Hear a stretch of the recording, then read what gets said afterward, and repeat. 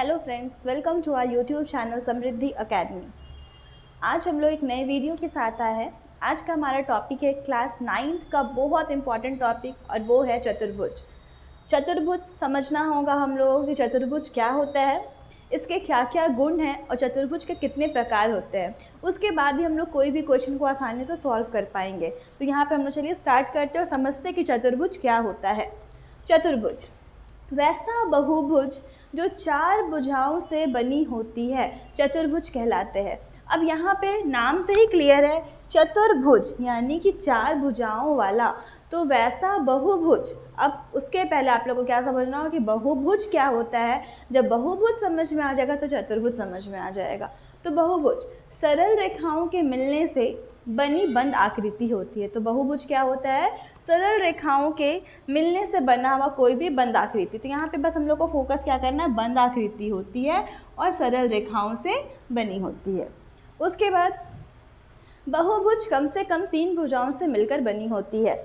तो हम लोग यहाँ पे जब देख ही रहे कि बंद आकृति है, बंद आकृति होने के लिए उसको कम से कम कितनी भुजा चाहिए होगी, 3 भुजा तो चाहिए ही होगी। तो कोई भी बहुभुज अगर बनाना चाहते हैं तो वो कम से कम कितनी भुजाओं से मिलकर बनी होंगी, 3 भुजाओं से मिलकर बनी होंगी। 3 से ज़्यादा कितनी भी हो सकती है, लेकिन 3 उसका एक जो भी कोई भी बहुभुज का जो नंबर होता है, भुजा का नंबर, वो सीमित होता है। कितना संख्या होगा भुजा का, वो सीमित होता है।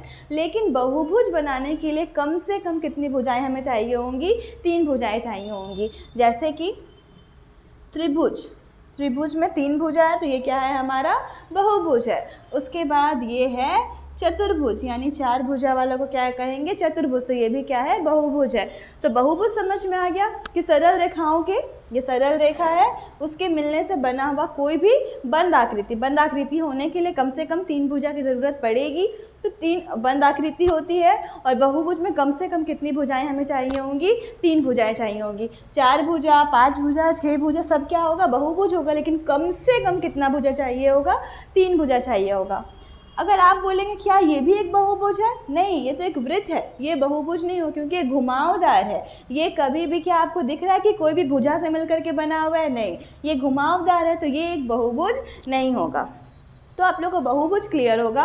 अब बहुभुज समझ में आ गया तो चतुर्भुज भी समझ में आ गया होगा कि 4 भुजाओं से बनने वाली कोई भी जो हमारा आकार बनता है वो क्या कहलाता है, चतुर्भुज कहलाता है। 4 भुजाओं से मिलकर बनी हुई कोई भी आकृति क्या कहलाएगी, चतुर्भुज कहलाती है। तो यहाँ पे आप लोग को समझ में आया कि चतुर्भुज क्या होता है।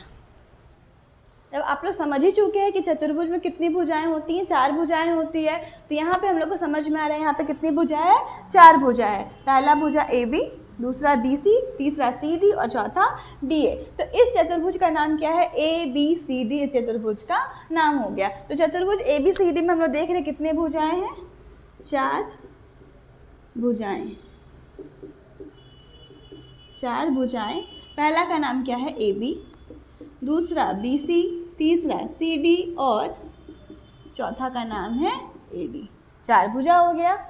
अब यहाँ पे 4 कोण भी होगा। अब कोण क्या होता है, तो कोई भी जो 2 भुजा है ये यहाँ पे जब आकर के मिलती है तो ये यहाँ पे क्या बनाता है, कोण बनाता है। कोई भी 2 भुजा यहाँ पे आकर के मिलती है तो ये क्या बनाता है, यहाँ पे कोण बनाता है। तो यहाँ पे 4 भुजा, तो यहाँ पे कितने कोण होंगे, 4 कोण भी होंगे, 4 कोण भी है यहाँ पे।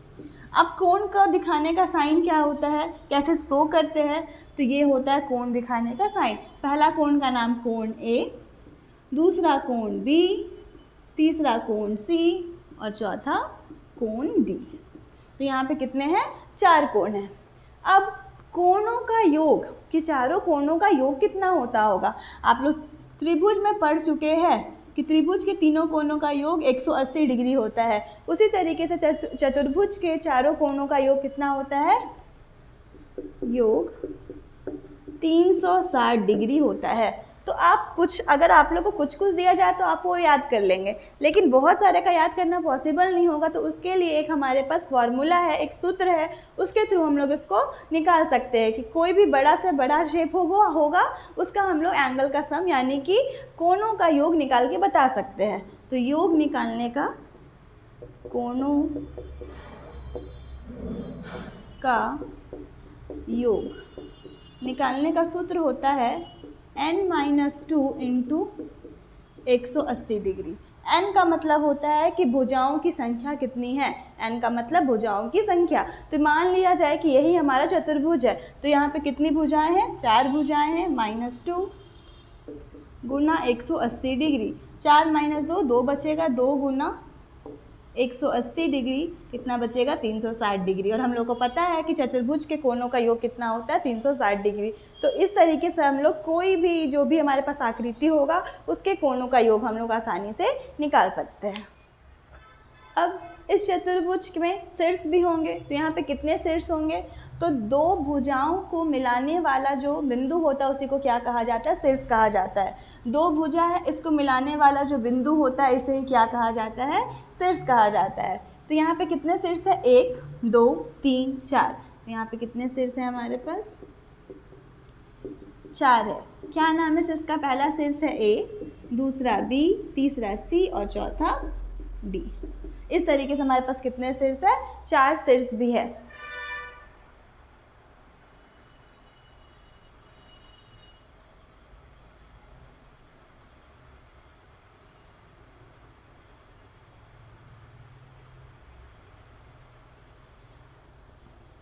अब किसी भी चतुर्भुज में कितने विकर्ण होते हैं, विकर्ण। अब विकर्ण होता क्या है, तो यहाँ पे हम लोग को पता है कि ये और ये जो दोनों हैं वो एक साथ चल रहा भुजा है, ये इसके एक साथ में चल रहा है, रेगुलर है। ये इसके रेगुलर है, ये इसके रेगुलर है। लेकिन यहाँ पे अगर इस भुजा के सामने ये वाला भुजा है, क्या ये वाला बिंदु क्या इसके रेगुलर में आ रहा है, ये बिंदु इसके क्या है, रेगुलर में है। क्या ये बिंदु इसके रेगुलर में है, नहीं है, ये इसके रेगुलर में नहीं है। तो जब भी किसी 2 इर्रेगुलर बिंदु को, जो भी आसपास ना हो, जो उससे दूर हो, उन दोनों बिंदु को अगर मिलाया जाए तो वो जो लाइन उसको यानी जो रेखा उसको मिलाती है उसी रेखा को क्या कहा जाता है, विकर्ण कहा जाता है। जैसे ये वाला रेखा एक विकर्ण होगा और ये वाला रेखा दूसरा विकर्ण होगा। तो एक चतुर्भुज में अधिक से अधिक कितने विकर्ण हो सकते हैं, 2 विकर्ण हो सकते हैं। पहला विकर्ण का नाम है AC और दूसरा विकर्ण का नाम है